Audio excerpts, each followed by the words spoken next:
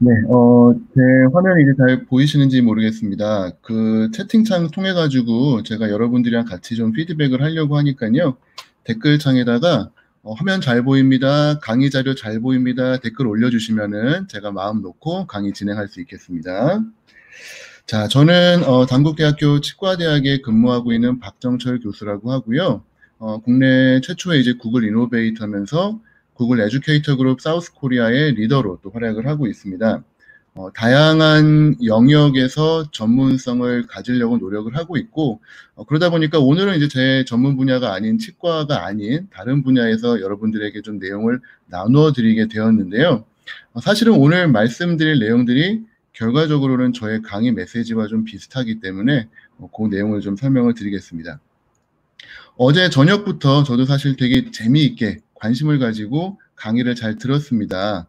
저에게도 사실은 중요한 내용이고 저도 지금 초등학교 아이들 2명이 있기 때문에 이 아이들한테도 이러한 중요한 내용을 좀 전달해야겠다 싶어가지고 보고 있었는데 보니까 많은 선생님들 오늘 그리고 어제 열심히 채팅을 남기시는데 유달리 좀 다들 따뜻한 메시지를 많이 남기시는 것 같아요. 그래서 되게 좋은 분들만 모이셨구나라는 생각이 좀 들었습니다. 혹시 댓글창에 현재 계신 지역이랑 그 초중고 내지는 과목 그런 것 좀 올려주시면 제가 말씀드리는데 조금 더 도움이 될 것 같거든요. 저희가 라이브로 하고 있기 때문에 그 내용을 좀 보도록 하겠습니다. 우리 릴라쌤께서 반갑다고 해주셨고요. 감사합니다. 또 우리 주민정 선생님, 저랑 사실 아주 오랜 또 인연을 갖고 계신 선생님이시죠? 네. 릴라쌤 군산 초등 영어라고 올려주셨고요. 경기 고등 국어 선생님, 네. 강원도에서, 네. 초등학교 과학, 네. 과학이랑 팩트체크, 사실은 되게 중요한 내용이죠. 오늘 그 내용 제가 잠깐 설명을 드릴 겁니다. 체계적 종설이라고 하는 논문 방법을 이제 어떤 식으로 검증하는지에 대한 내용. 서울 이제 고등학교 국어, 대전의 초중고 학생들, 변희 선생님 같은 경우는 미디어 리터러시도 같이 교육을 하고 계신가 봐요. 주로 국어쌤, 네, 주로 이제 국어를 가르치시는 것 같은데, 주로 국어쌤께서는 경기 고등 국어라고 말씀하셨네요. 네, 보니까 대부분 이제 교육에 대한 부분들 중에서도 다양한 과목들을 말씀을 해주셨는데, 사실은 제가 말씀드리고 하는 거는 과목이 별로 중요하지 않다, 그 말씀을 좀 드리고 싶어요. 과목이 내 전문 분야인데 이 과목을 이야기하지 않는다는 게 무슨 말입니까? 하실 수 있는데요.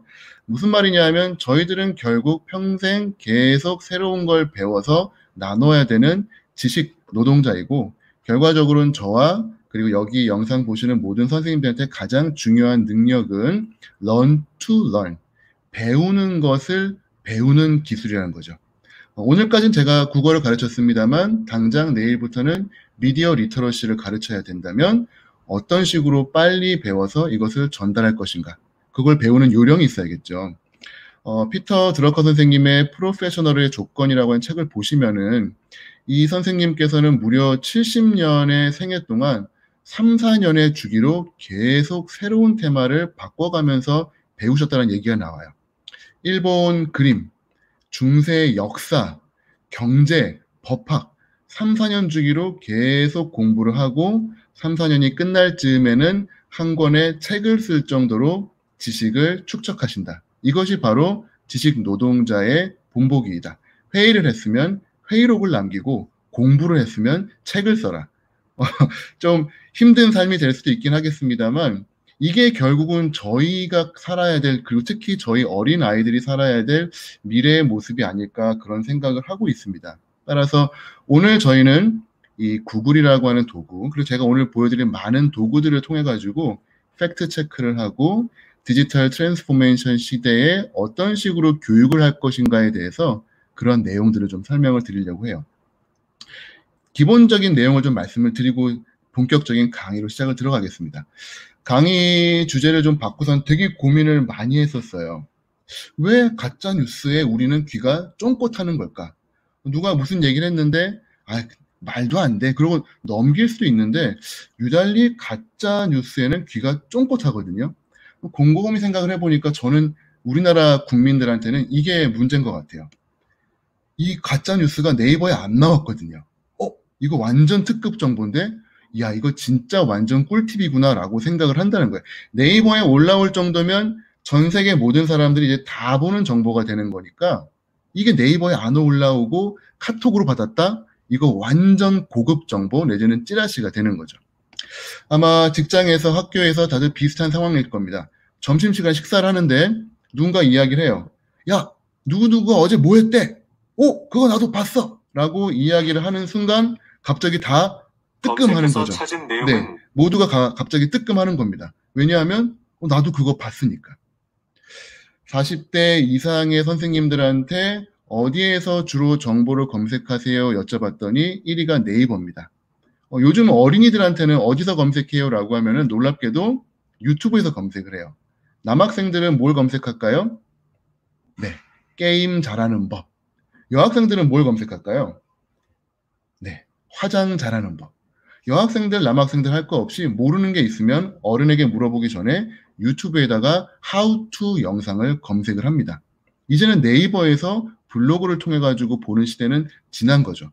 하지만 안타깝게도 30, 40대 이상의 거의 모든 전 국민들은 하나의 컵에다가 수천만 개의 빨대를 꽂고 쪽쪽 빠는 것처럼 하나의 동일한 소스를 이용을 해가지고 내용을 보고 있다는 그런 사실입니다. 어떤 의미에서는 참으로 통제하기도 쉽고 컨트롤하기도 쉬운 그런 국민일 수도 있다라는 불안함이 좀 드는 거죠. 만에 하나 그 지식이 잘못됐을 때 어떻게 할 것인가라는 생각을 하게 되니까요. 아마 여러분들 흔히 보는 그러한 모습일 겁니다. 밤에 이제 갑자기 카톡이 와요. 되게 이제 자신의 책임감을 덜기 위해서 받은 글이라고 해서 오죠. 일단 내 건 아니야, 내가 쓴 거 아니야 라고 해서 받은 글이라고 하고요. 그 다음에 이제 뭐 웹 발신 뭐 이런 거 들어가고 거기에 이제 엠바고 들어가죠. 왜 유달리 엠바고는 엄마 맘카페에 먼저 들어가는 건지 참 모르겠습니다만 어쨌건 엠바고라고 해가지고 보도 시간 전에 이제 카톡 메시지로 멋진 인터넷 주소와 함께 옵니다. 이제 가짜 뉴스만 전문으로 다루는 페이크 뉴스가 출간된다. 뭐 말도 안 되는 얘기입니다만 와요. 그리고 카톡이 하나 더 오죠. 되도록 공유 자제해 주세요. 그럼 이제 저희 어때요? 우와, 이거 완전 꿀팁이구나. 아무도 모르는 내용인데 나만 받았구나. 내가 속해 있는 단톡방에 빨리 나눠줘야겠다. 라고 하면서 막 문자를 날리고 나는 이런 고급 정보를 알고 있는 사람이야. 약간 어깨에 뽕이 들어가서 이제 주무시겠죠. 그 다음 날이 돼 있으면 이미 전 국민 수천 만 명이 다 알고 있는 그런 상황이 되어 있는 겁니다. 전형적인 가짜 뉴스의 전파 패턴이죠. 우리 마크 트웨인 선생님은 카톡을 안 쓰셨음에도 불구하고 이러한 시대를 예측하셨던 것 같아요. 명언을 남기시죠. 진실이 이제 막 신발 심으려고 하는 차에 이미 거짓말은 지구의 절반을 돌았다. 네, 카톡이란 게 그렇죠. 진실은 알려지기도 전에, 이미 진실은 시작하기도 전에 가짜뉴스는 전 세계를 돌아다니기 시작을 합니다. 그 정도로 전파 속도가 빠른 게 바로 가짜뉴스인 것 같아요. 영국에 있는 왕자 윌리엄스입니다. 사람들이 많은 자리에서 공개적으로 누군가한테 가운데 손가락을 선물하고 있네요. 이거 영국 황실에서 이런 얘기 해도 되는지 모르겠는데 막 걱정이 들죠? 도대체 무슨 일이 있었던 걸까요? 이 사진만 보면 윌리엄스 왕자가 누군가에게 욕을 하고 있는 모습입니다만 각도를 좀 바꿔볼게요. 중지를 날리고 있었던 게 아니라 뭔가 카운트를 한 거죠. 나 오늘 아침에 커피 3잔 먹었어. 아니면 뭔가 오늘 약속 3개나 있어. 이런 내용인 것 같은데 이게 이제 옆쪽 각도에서 보면은 중지를 날리는 것처럼 보인다는 거거든요. 자, 하나의 각도에서만 하나의 소스로만 접근을 했을 때에는 여러 가지 오해가 생길 수 있다는 정말 좋은 사례인 것 같습니다. 데이터 중에서 아웃라이어라고 하는 명칭의 데이터들이 있죠. 하나의 거대한 흐름을 갖고 어떤 패턴을 갖고 데이터가 정리를 되어 있는 경향이 있는데 그 중에서 하나가 툭 튀어나와 있어요. 저희가 이거를 아웃라이어라고 부릅니다. 이런 건 되게 저희 통계에 포함시키지 않고 버리게 되죠. 그렇기 때문에 저희가 다양한 정보들을 갖고 있었다라면은 요게 정상 패턴인데 요거는 튀어나와 있어. 이거는 가짜일 거야. 이거는 말이 안 돼. 버려야겠어. 라고 파악 내지는 판단을 할 수가 있다는 겁니다. 거꾸로 이 아웃라이어가 사실은 새로운 트렌드랑 새로운 진실의 첫 시작일 수도 있죠. 이걸 어떤 식으로 감별할 것인가? 이게 흔히 말하는 팩트 체크의 첫 걸음입니다. 이게 사실인가 아닌가를 고르는 것, 결국은 이것이 의미를 갖고 있는 신호인가, 사인인가, 아니면 노이즈인가, 요거를 저희가 가려낼 수 있어야 된다는 거예요. 신호와 소음이라고 하는 책이 있습니다. 이거 안 보셨다면 꼭 보세요. 전 세계 100명의 가장 창조적인 인물로 꼽힌 네이트 실버라고 하는 엄청 유명한 통계학자가 쓴 책입니다. 이 사람이 어느 정도냐면 50개 주, 오바마 재선 때 50개 주의 승패를 정확하게 예측을 했어요. 통계 데이터만 가지고. 정말 신호, 이게 의미를 갖고 있는 신호인지 아니면 이것은 잡음인지를 골라내는 팩트체크의 사실은 전문가인 거죠. 이 사람 책에 두 가지 멋진 비유가 나오는데 요거를 우리가 좀 명심을 하면 좋겠어요. 고슴도치와 여우의 비유입니다. 자, 어느 게 더 좋을 것 같으세요? 고슴도치. 뾰족뾰족, 이쪽 앞만 보고 막 가고 있는, 느리지만 앞만 보고 가는 고슴도치. 아니면 막 사방을 둘러보는 그런 여우. 네이트 실버는 이런 얘기를 합니다. 고슴도치는 한 가지 일에 깊은 통찰력을 가지고 큰 이념에 집중을 하면서 정보를 막 습득해서 자기 편견을 점점 강화해서 결국은 자기가 보고 싶은 것만 본다는 거예요. 이거를 신호로 볼지 소음만 볼지 이미 마음속에 정해놓고 이건 소음이야 소음이야, 이거는 가짜야 가짜야, 내지는 이거는 진짜야 진짜야 라고 하는 편견을 갖는다는 거죠. 반면에 여우와 같은 사람이 있습니다. 많은 것을 두루 알고 작은 변에 아주 민감하게 반응해요. 무언가 나왔을 때 이게 새로운 패턴의 첫 시작이 아닌가라는 그런 생각을 한다는 거죠. 그리고 여우의 법칙 3가지를 이야기하는데 뭐 자세한 내용은 책을 읽어보시면 좀 이해가 되시겠습니다만, 어쨌건 저희가 오늘 여러분들에게 나누어 드리고 싶은 내용은 바로 여우와 같은 삶을 살자는 겁니다. 고슴도치처럼 한 가지 일에 깊은 전문성 가지는 거 옛날에는 중요했었어요. 전문가가 드물었던 시대거든요. 하지만 이제는 정보를 얻기가 쉬워졌습니다. 누구나 전문가가 될 수 있는 시대가 됐어요. 그렇기 때문에 한 방향으로만 깊이 파는 것보다는 여우처럼 두루두루 많은 것을 알고 작은 변화에도 민감하게 반응할 줄 아는 사람이 중요한 겁니다. 자, 오늘 요 강의 보시는 분들 스트림야드라고 여기 위에 로고가 붙어 있죠? 저게 뭔데 이 사람들이 쓰고 있을까? 민감하게 반응하셔야 돼요. 무료 도구입니다. 여러 명의 사람들을 모아놓고 한 명씩 돌아가면서 발표시키는 지금과 같은 패턴이죠. 저 혼자 강의할 수도 있고요. 토론식 강의도 가능합니다. 그런데 무료 도구예요. 이런 거를 이용하게 되면 원격지에 있는 전문가 불러놓고 교실에서 선생님과 학생들 카메라 띄워놓고 같이 토론하는 거를 전 세계에 생중계할 수 있죠. 대구에 있는 신민철 선생님이랑 저랑 그걸 했었어요. 대구의 신민철 선생님의 학교에 공개 수업을 전 세계에 한번 생중계를 해보자. 그래서 카메라 5대를 이용을 해가지고 다양한 각도에서 학생들 수업을 찍고요. 이거를 유튜브로 송출한 겁니다. 바로 스트림야드를 이용을 했었어요. 전 세계에 있는 분들, 그리고 안타깝게도 직장에 있어서 자녀의 공개 수업을 보지 못한 부모님들조차도 다양한 각도에서 우리 아이들의 수업을 보면서 우리 아이가 저 따위로 앉아있나요? 뭐 이런 식으로 댓글도 올리면서 소통할 수 있는 아주 강력한 도구들이 많이 나오고 있다는 거죠. 작은 변화에 민감하게 반응하셨으면 좋겠습니다. 자, 맞아요. 김지영 선생님 정확하게 말씀하셨습니다. 유료 회원 가입하면 로고도 안 나오고요. 월별로 시간 제한이 있는데 그 시간 제한도 풀려요. 그래서 저 같은 경우는 유료로 잘 사용을 하고 있습니다. 자, 오늘 그래서 핵심적으로 저희가 나누어 드리고 싶은 이야기는 팩트체크, 과연 어떤 도구로 할 것인가, 어떻게 제가 활용해서 우리 아이들에게 전파할 것인가, 그 내용이 되겠고요. 요게 이제 어떤 면에서는 여러분의 도구 상자에 들어가 있으면 될 것 같아요. 뭐 어느 것 하나 최고의 도구는 없습니다. 베스트 도구는 없고요. 어떤 도구일지라도 누가 그것을 어떻게 쓰느냐가 사실 더 중요합니다. 부족해요. 뭐 별로입니다. 무료 도구라서 제한이 있어요. 그럼에도 불구하고 그걸 기가 막히게 쓰시는 선생님들이 계세요. 바로 그런 사람이 되자는 거죠. 자, 팩트 체크를 위해서 정보를 수집을 해야 될 때 제가 먼저 추천드리고 싶은 거는 RSS입니다. Really Simple Syndication. 정말 쉬운 syndication이라는 뜻인데요. 이게 뭐냐 하면 여러분들 뭐 신문 들어가시고 블로그 들어가시고 뭐 어느 회사의 홈페이지 들어가시고 그걸 매일 아침마다 다 직접 하시려면 힘드시죠. RSS라고 하는 게 있는데 그거를 퍼오는 거예요. 자동으로. 대표적인 앱이 크롬 브라우저 상에다가 깔 수 있는 RSS 피드 리더라고 하는 겁니다. 역시 무료예요. 요거를 설치하시고 내가 퍼오고 싶은 언론사의 신문, 누구누구 개똥이의 블로그, 영희의 블로그, 뭐 삼성의 홈페이지 거기에 나오는 주소를 RSS에다 입력을 해주시면은 알아서 자동으로 퍼다 줍니다. 제가 쓰고 있는 피들리라고 하는 앱도 사실 사용한 지 거의 한 10년도 가까이 돼가는데요.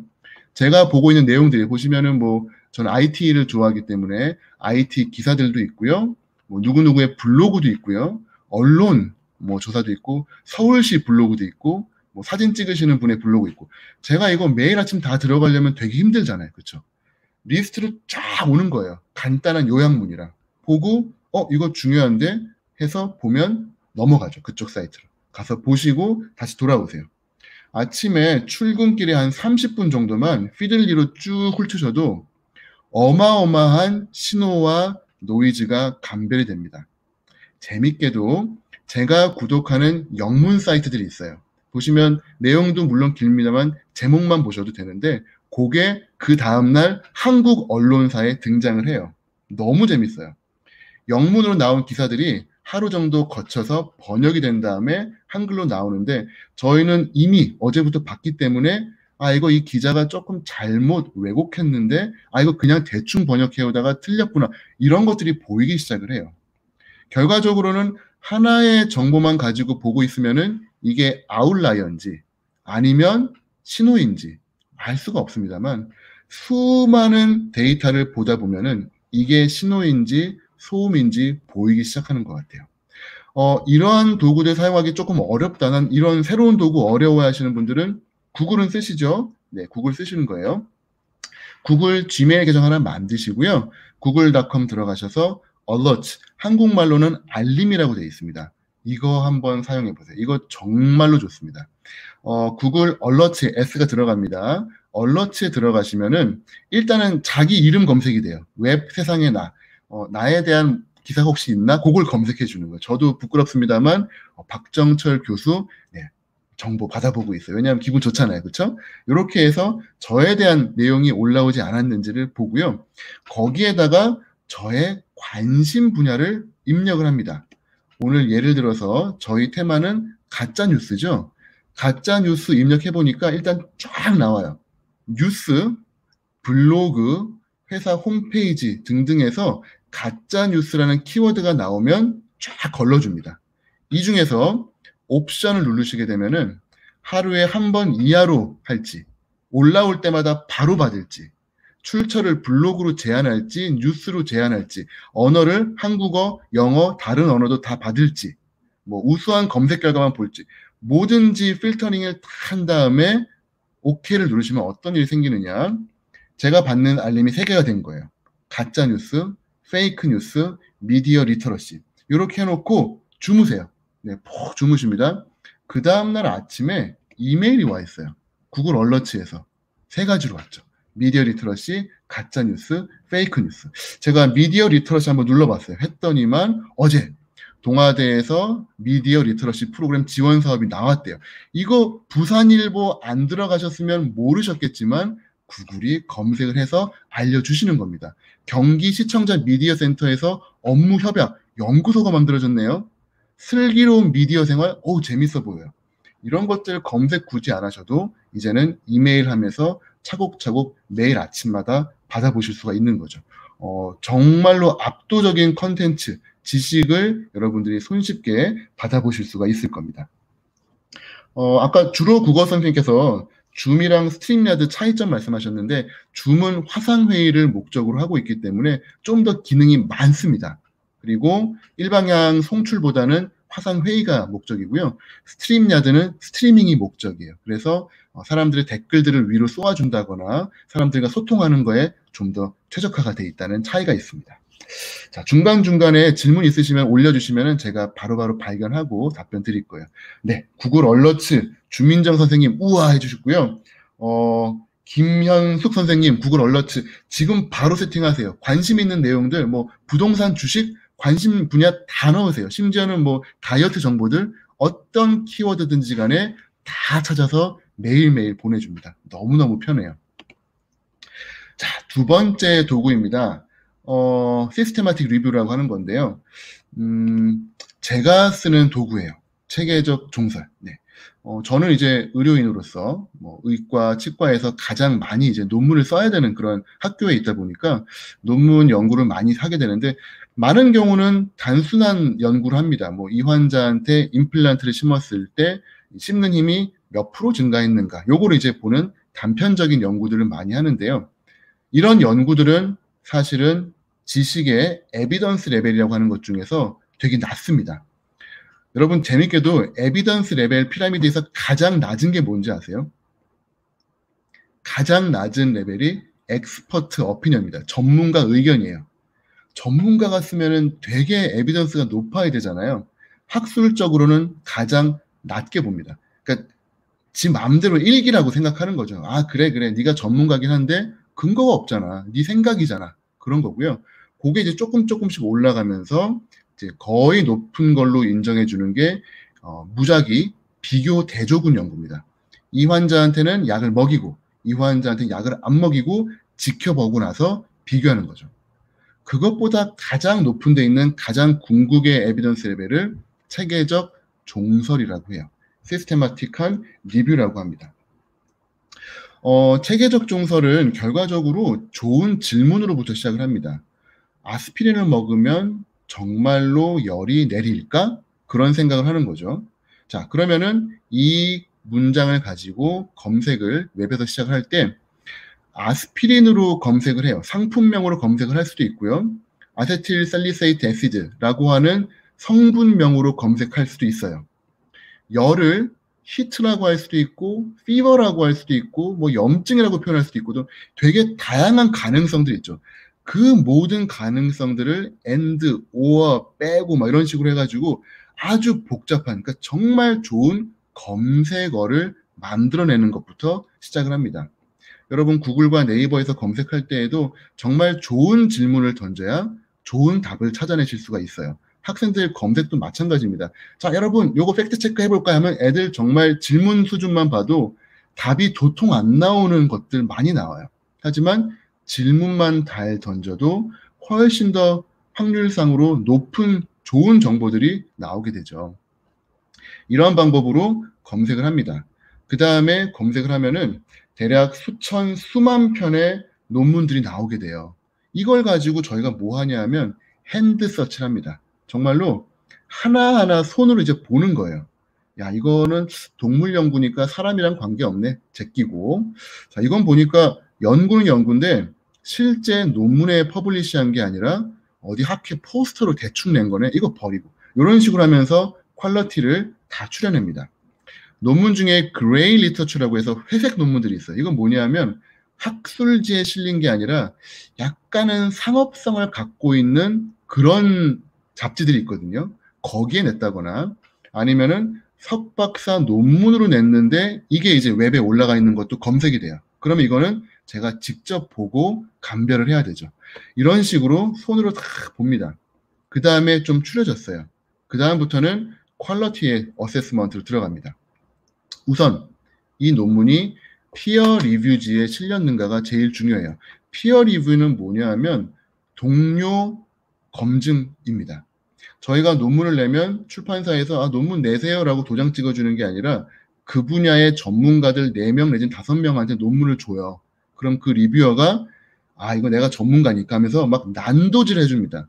그 다음에 이거는 별로 좋지 않으니까 리젝트 내지는 요거는 좀 메이저로 많이 리비전 하면은 한번 받아줄만 해. 메이저 리비전.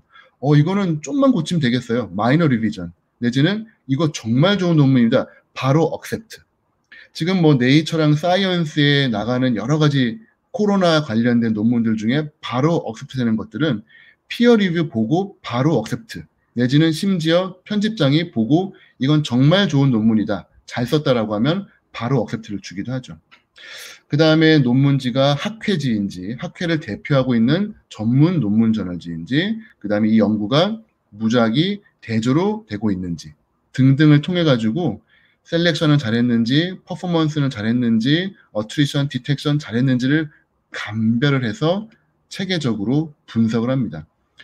제가 5년 전에 했던 논문인데요. 3,800편의 논문을 검색을 하고요. 그 중에서 중복 1000편을 버립니다. 그 다음에 1단계 스크린해요. 제목만 보고 쫙 봐요. 제 연구랑 관계없는 거 버리고 났더니 300편이 남았어요. 그럼 그 300편을 다 다운을 받아요. 그 다음에 2단계 스크린, 초록만 봅니다. 초록 보면서 좀 버려요. 그러고 90편이 남았죠. 그 다음에 이제 풀 텍스트를 읽어요. 90편을 다 읽습니다. 그 다음에 데이터를 보고 버릴 거는 버려요. 이거는 좀 논문이 이상해. 이거는 우리랑 안 맞아. 그래서 38편 정도의 논문이 나오고요. 그 중에서 논문의 데이터 중에 제가 저자들한테 연락을 해가지고 로 데이터를 받을 수 있는 연구들이 있어요. 주는 작가들이 있습니다. 그러면 그 중에 19편을 로 데이터를 가지고 다 얼버무려서 이러한 그래프까지 나가는 거예요. 체계적 종사를 한번 하고 나면은 다시는 쓰고 싶지 않아요. 그 정도로 힘듭니다. 하지만 이 정도로 한 분야의 질문에 대해서 깊이 파고 나면은 그 다음부터는 어떠한 테마든지 간에 아주 빠른 속도로 검증하는 눈이 길러져요. 한 분야에서 경험했던 사고가 이 뇌회로에서 이런 식으로 네트워크를 만들게 되죠. 뉴런끼리. 뭐 실제로 뉴런에 있는 브랜치들이 뻗어나가면서 점점 더 확고한 롱텀 메모리를 만들기 시작을 합니다. 이 분야의 일이 아님에도 불구하고 다른 분야가 들어왔을 때 그 분야에 했던 경험들이 금방 넘어가요. 그러면서 그 다음 분야의 일은 쉽게 하게 되죠. 그거를 뇌의 트랜스퍼, 전이라고 표현을 합니다. 이러한 것들이 가능해지기 때문에 한 분야에 대한 검증을 한번 깊이 해보는 거 우리 아이들한테 진짜 필요해요. 아까 우리 부산의 최현재 선생님께서 되게 좋은 체커톤 말씀하셨는데요. 단 한 번일지라도 하나의 테마에 대해서 정말 끝을 볼 정도로 깊이 파는 경험을 한 번 하고 나면 그 다음부터는 다른 테마가 와도 훨씬 더 쉽게 치명적인 오류들, 여러 가지 문제점들을 빨리 경험하고 찾아내는 요령들이 생긴다고 생각을 합니다. 참고로 제가 말씀드리고자 하는 그 런투런에 대한 되게 좋은 수업이 코세라에 올라와 있어요. 무료 강의고요. 한글로 자막까지 올라와 있기 때문에 코세라 안 해보신 분들은 한 번씩 해보시면 좋을 것 같습니다. 특히 요 바브라 오클리 교수님과 테렌스 세즈노스키, 이분은 뇌신경 AI의 정말 전 세계 최고 대가시거든요. 이분들이 가르치는 배우는 법을 배우는 것에 관한 강의거든요. 요 내용을 한번 좀 보시면은 상당히 어떤 식으로 뇌가 트랜스퍼하고 어떻게 한 분야의 학습이 다른 분야의 학습이 도움이 되는지를 금방 배우실 수 있을 것 같아요. 자, 어쨌건 코세라에서는 기본적으로 다 무료 강좌입니다만 4만 원에서 한 5만 원 정도인가요? 그 정도의 내용을 지불하시면은 이런 식으로 그 학교에 로고가 찍혀 있는 서티도 받을 수 있어요. 뭐 이거를 제가 걸어놓고 자랑할 건 아닙니다만 이게 또 실제로는 이력서에 들어가기도 한다고 하죠. 그래서 미국에서는 코세라를 통해 가지고 많이 또 수업을 하고 있대요. 그래서 혹시 선생님들 중에 좀 더 나의 전문 분야를 확장시키고 깊이를 파고 싶다라고 하시는 분들은 이러한 코세라 수업을 한번 들어보시면 좋을 것 같습니다. 자, 그 다음에 이제 오늘의 주인공 내지는 주제가 될 구글의 도구들을 설명을 드릴 건데요. 우리가 뭐 흔히들 얘기하죠. 우리는 뇌에 뭐 10%밖에 못 쓴다. 뭐 아인슈타인도 뇌에 10%밖에 못 쓰고 죽었다. 뭐 이런 얘기를 하는데 구글이 제 생각에 그런 것 같아요. 구글이 갖고 있는 기능, 구글이 정보를 모아놓은 거에 10%가 뭡니까? 1%도 저희는 다 둘러보지 못하고 저희의 삶을 마무리하는 것 같습니다. 그렇다면은 이 광범위한 정보를 갖고 있는 구글을 내 머리에 꽂아버리면 어떨까? 그게 이제 앤디 클락이라고 하는 사람 교수님이 말씀했던 익스텐디드 마인드의 개념이에요. 우리가 갖고 있는 디지털 도구라든지 웹 정보를 외부에 있는 개체로 생각하지 말고 우리의 뇌를 왜 꼭 두개골로 이렇게 제한을 하느냐. 두개골을 없애버리고 뇌를 확장시키자. 그게 바로 익스텐디드 마인드입니다. 뭐 이거를 실제로 도전하고 있는 사람이 일론 머스크라고 하는 뭐 테슬라도 만들고 우주에다가 우주선을 쏘은 스페이스X도 만들고 뭐 미국의 터널을 뚫어가지고 지하에를 하이퍼 루프도 만드는 천재 과학자 이 앨런 머스크가 뉴럴 링크라는 걸 하고 있죠. 뇌에다가 실제로 칩을 꽂아가지고 익스텐디드 마인드를 구현을 하고 있어요. 언제가 될지 모르겠지만 실제로 가능하대요. 자, 구글이 제 생각에는 정말로 좋은 익스텐디드 마인드인 것 같아요. 물론 뭐 국내에 좋은 검색 엔진 많습니다만 그 양으로는 퀄리티로는 설명 비교가 불가능. 나중에 자세히 설명을 드릴 거예요. 자, 어쨌건 이 구글의 도구를 이용을 해가지고 팩트 체크를 할 때 어떻게 쓸 수 있는가 한번 좀 볼게요.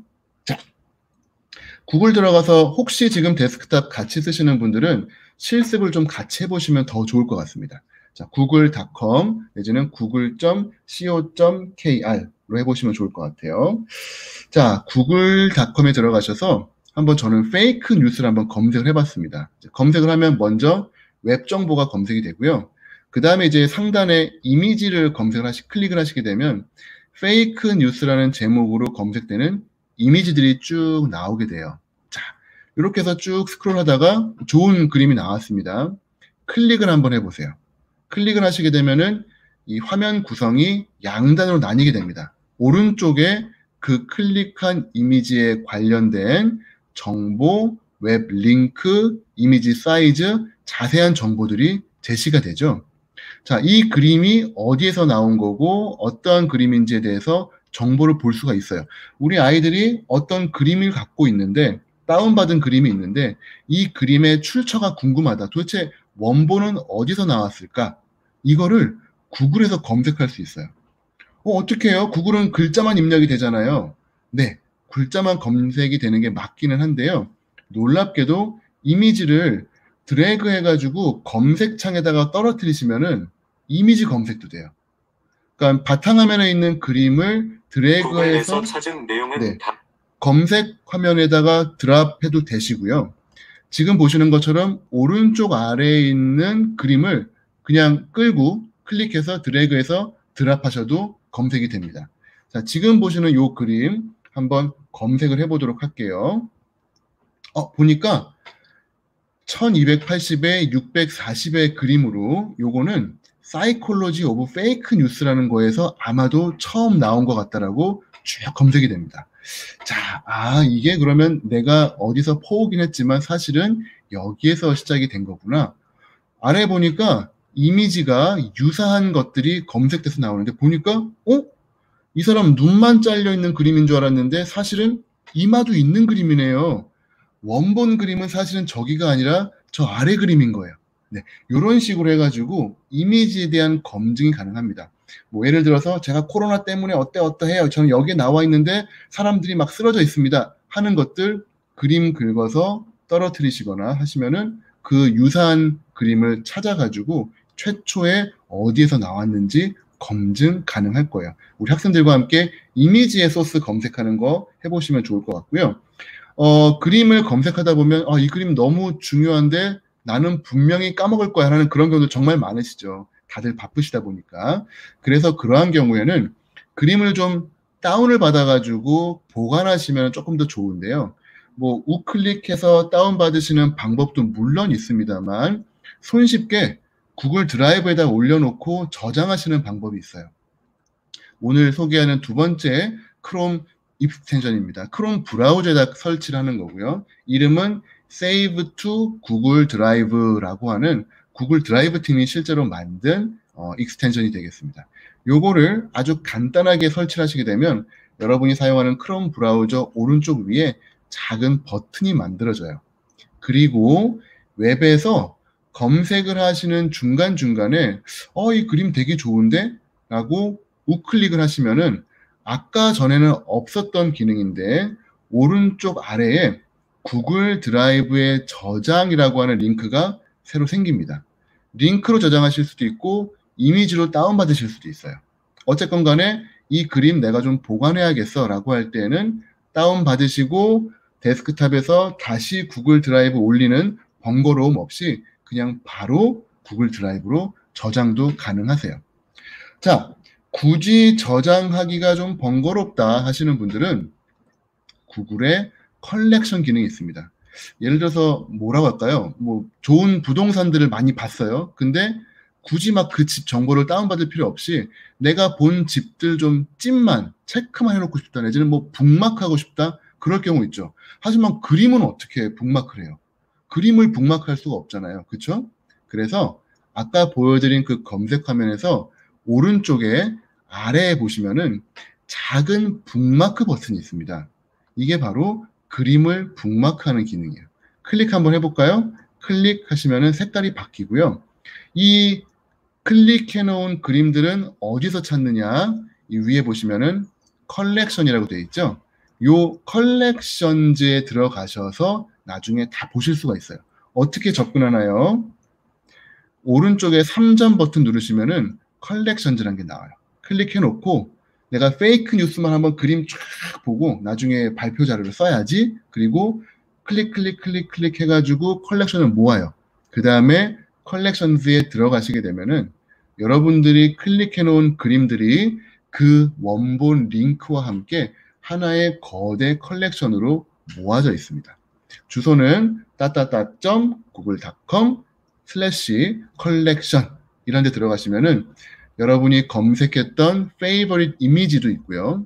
구글 맵스에서 내가 찍어 놓은 맛집들 전부 다 컬렉션으로 묶여 있어요. 그래서 핀터레스트라고 하는 서비스가 있는데 그거랑 좀 비슷하게 흉내를 내가지고 구글이 만든 겁니다. 그래서 보시면 다양한 이미지 위주로 되게 예쁘게 잘 모여가 있고요.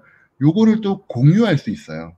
그러니까 수업 중에 야 페이크 뉴스 그림 좀 검색 좀 해볼까 하면 친구들이랑 같이 검색해 보시고 컬렉션 만드신 다음에 요거를 쉐어해 주시면은 친구들에게 페이크 뉴스 관련된 그 이미지들이 아주 손쉽게 전달이 될 수가 있다는 거죠. 되게 다양한 기능들이 많은데요. 다 말씀드리지만 최고의 도구는 없어요. 그냥 나는 오늘 컬렉션에 꽂혔어 하시면 컬렉션 하나만 기가 막히게 쓰셔도 최고입니다. 나는 이 RSS 특히 구글 알림이 너무 좋아. 거기에 꽂히시면 그걸 기가 막히게 잘 쓰시면 돼요. 어느 하나 최고의 도구는 없습니다.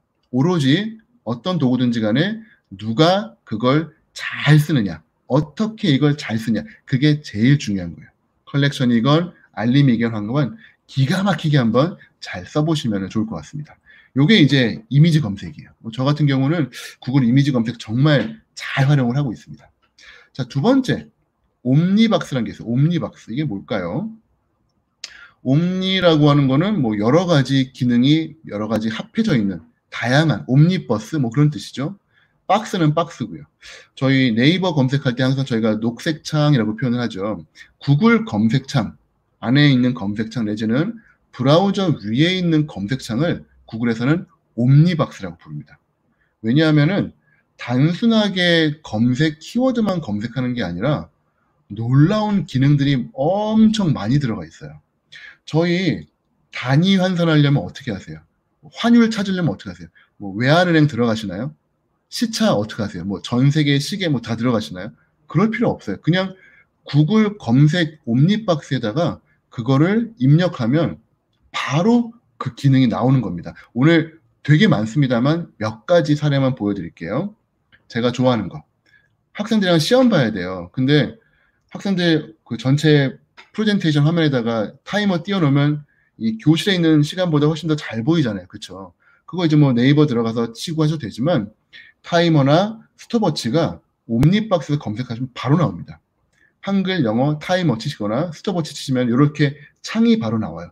어머나 이거 원래 검색 화면 아니에요? 맞아요. 검색 화면이 나와야 되는데 타이머에 대한 내용을 검색하는 게 아니라 그냥 타이머가 나오는 거죠. 왜냐하면 우리는 대부분 타이머를 검색해서 타이머를 쓰려고 하는 거니까 그 두 단계를 줄여준 거예요. 그래서 시간을 입력합니다. 5분. 자, 입력해 보세요. 혹시 지금 같이 해보시는 분들은 되는지 안 되는지 댓글로 올려주시면 좋겠습니다. 타이머 했는데 애들이 선생님 너무 글씨가 작아요 뭐 그런 친구도 있으시죠?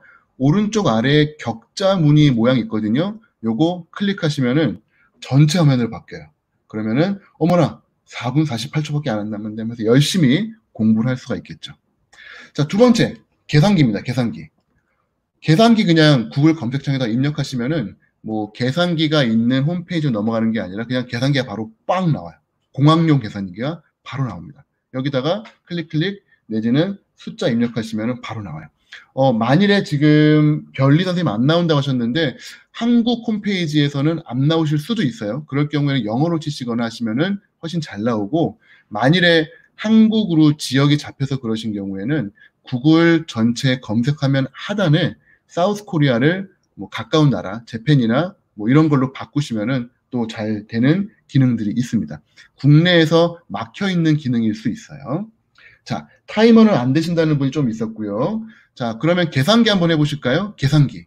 계산기는 아마 나오실 것 같아요. 공학용 계산기가 바로 나옵니다. 여기다가 클릭해서 789 하셔도 되고, 아니면 키보드로 789 쓰셔도 되고요. 숫자 지울 때는 백스페이스 해가지고 지우셔도 되고요.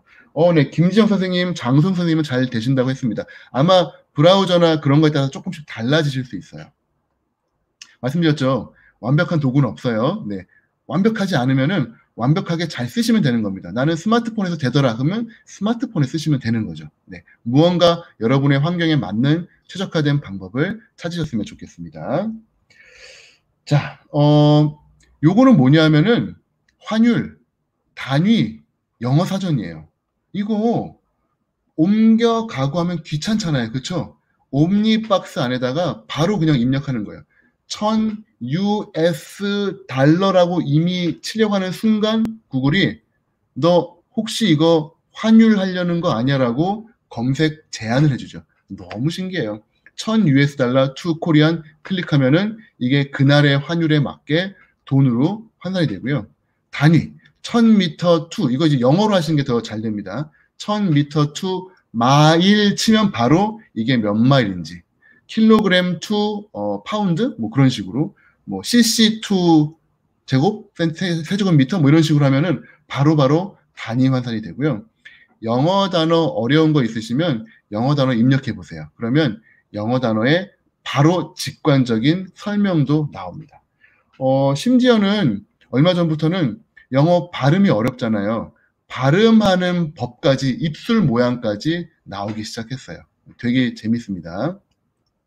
요게 이제 되실지는 모르겠습니다만 Remind Me 기능도 되게 좋아요. 저 같은 경우는 막 구글 검색하고 자료 찾다가 뭐 이거 해야지 라고 해가지고 할 때 Remind Me 치고 여기다가 아버지에게 전화 걸릴 것, 뭐 내지는 뭐 우유 사올 것 이렇게 입력을 해요. 한글로 됩니다. 하신 다음에 오늘 아니면 장소에 따라서 이렇게 입력을 하시면은 나중에 내일 아침에 아버지에게 전화하라는 알림이 이렇게 만들어지고, 이게 어디에 들어가냐면 구글 캘린더에 들어가요. 이게 데스크탑에서 과연 어떤 의미가 있을까? 바로 구글 스피커나 구글 어시스턴트에서 의미가 있습니다. 이거를 입력하는 것도 물론 가능한데요. 음성으로 가능한 거예요. 야, 구글아! 라고 하면서 부르는 거죠. 나 내일 아빠한테 전화하라고 알려줘 라고 하면 네, 내일 아침에 아버지에게 전화하라고 알려드릴게요. 이렇게 알림이 들어가고요. 저의 캘린더에 그게 떠 있어요. 이렇게 해서 옴니박스, 저 검색창을 옴니박스라고 부릅니다. 아까 이거를 이제 특정한 크롬 확장 앱이라고 보신 분이 계신데 아니에요. 그냥 검색 엔진에 들어가 있는 거를 크롬 브라우저 상에 있는 요거를 옴니박스라고 부릅니다. 자, 요거는 검색이랑은 좀 관계없습니다만 저랑 저희 아내랑 쓰고 있는 방법인데요. shoppinglist.google.com이라는 게 있어요. 이거 모르시는 분들 정말 많은데요. 구글 스피커 쓰시거나 구글 어시스턴트 쓰시는 분들은 되게 유용하게 쓰실 수가 있습니다. 구글을 이제 부른 다음에 쇼핑 리스트에 우유 사라고 해줘 라고 하면 그게 추가가 돼요. 그 다음에 이걸 어디서 확인하시느냐? shoppinglist.google.com에 들어가시면은 저 상품들이 쭉 나옵니다. 케첩, 계란, 우유 나오죠. 왜 이런 게 필요하냐면은 여기 보시면 사람 추가가 돼요. 사람 추가. 저 같은 경우 저희 아내가 이제 뭐 인터넷 쇼핑을 하거나 마트에 가서 뭘 살 때 제가 먹고 싶은 거 있잖아요. 그러면 이제 저희 아내가 저한테 전화해가지고 뭐 먹고 싶은 거 있어? 물어볼 필요가 없고요. 제가 구글한테 얘기를 합니다. 야, 구글아, 쇼핑 리스트에다가 빈대떡 좀 추가해줘. 그러면은 요게 저희 아내에게 쇼핑 목록이 실시간으로 공유가 되기 때문에 저희 아내는 마트에서 그걸 착 열어보면 야, 이 인간이 빈대떡이 먹고 싶구나. 이런 걸 이제 바로 볼 수가 있는 거죠. 직접 입력도 가능하시고요. 링크를 만들어서 아니면은 구글 어시스턴트를 통해 가지고 목소리로 입력도 가능하세요. 여러분이 사셔야 되는 것들 까먹지 않고 그냥 이런 식으로 넣어주시면은 편하겠죠. 옴니박스의 또 하나의 재미있는 기능입니다. 플립 코인이라고 한번 쳐보세요. 코인을 뒤집는 건데요. 요게 우리 가끔 가다 보면은 동전 앞뒤로 뒤집어야 되는 순간들이 종종 살다 보면 생기거든요. 스마트폰도 가능해요. 스마트폰에서도 야, 너 동전 있어? 왜? 우리 앞뒤로 순서 정하자. 나 동전 없는데? 그러면은 구글 검색창에다가 플립 코인을 하면은 이게 동전을 뒤집어 줍니다. 재밌죠? 그 아래쪽에 있는 화살표 누르시면 더 많은 기능들이 나오는데요. 게임과 도구들이 있는데 도구 중에는 뭐가 있냐면 주사위도 있고요. 메트로놈도 있어요. 그 다음에 진짜 이건 웃긴 건데 우리 어린 친구들 그 피젯이라고 막 돌리는 거 있죠. 막 집중력 향상을 위해 가지고 그거까지 있어요. 스마트폰 상에서 막 돌리면서 집중력을 향상할 수도 있고요. 반면에 이제 게임 들어가시게 되면은 저희 옛날에 했던 게임들, 윈도우에 있었던 그 게임들 있죠. 솔리테르, 그 다음에 지뢰찾기, 팩맨 뭐 이런 것들 다 있습니다. 아주 심플하게 구글 검색창 안에서 게임을 할 수 있도록 되어 있기 때문에 아주 가벼운 방법으로 게임을 하실 수가 있고요. 오늘 제 강의 중에서 요것만 하나 들으셔도 완전 꿀팁입니다. 이거는 제가 일상생에서 너무너무 유용하게 쓰는 도구예요. 다들 댓글창에다가 많은 열광, 환호 부탁드립니다. 저희 이사하거나 내지는 뭔가 배치했을 때 수평계 필요할 때 있죠. 이 세탁기를 놨는데 세탁기가 기울어졌어요. 수평계 갖고 있는 사람이 어디 있습니까? 그거 어디 가서 사와야 되죠. 여러분 스마트폰 안에 놀랍게도 수평계가 들어있어요. 구글 검색창에서요. 스마트폰이 됩니다. 버블 레벨이라고 쳐보세요. 영어로. 지금 당장 스마트폰 꺼내시고 네. 버블 레벨이라고 영어로 한번 쳐보세요. 그러면은 아래에는 물론 검색 결과가 나오는데요. 그 상단에 수평계가 나와요. 이렇게 눕혀놓고 하시면은 요 수평이 잡힙니다. 그러면은 세탁기가 기울어져 있는지 올바로 되어 있는지를 볼 수가 있어요. 제가 5초 시간 드릴 테니까 한번 해보실까요?